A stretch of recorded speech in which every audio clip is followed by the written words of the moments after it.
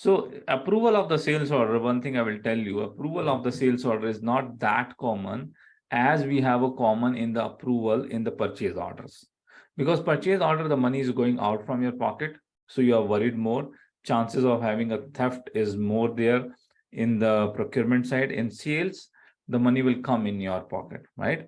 But still there would be a specific scenarios would be there where business would be asking ki, before I go ahead, I need to make sure that the sales order is completely checked.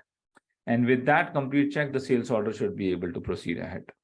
We were working with a company which work into the very big machineries, right?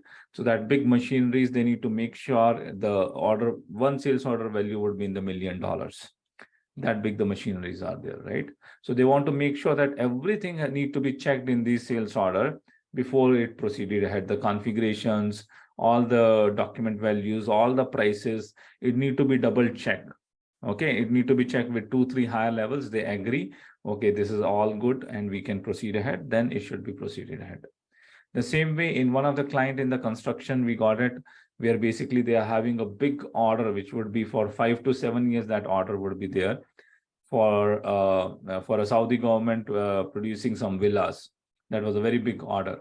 Okay, and that big order need to make sure that everything, all the smaller elements also need to be perfectly checked in the sales order before we go ahead with the, before we proceed ahead with the further steps. So that kind of things would be required. Because of that, the sales order approvals would be required. Very high value sales orders. A new customer came up, right? It's kind of a first order for him.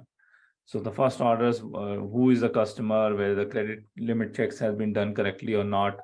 It would be good to give the what kind of amount of value of sales order we are giving, because once it's gone out from our pocket, our premise, we have not received the money, that also it would be complete loss to us, right? Any kind of advance requirements are there. We need to have an advance from the customer, whether that advance requirement has been fulfilled or not. Discount provided is correct or not. Discounts, you want to get it checked. Are we selling in the low margins, or what are our margins that need to be approved from the finance side, that on which margins we are working on that, whether we should go ahead and with the sales order, or we should further negotiate it, or we should hold it. So that based on the margins also, it can go ahead with the approvals.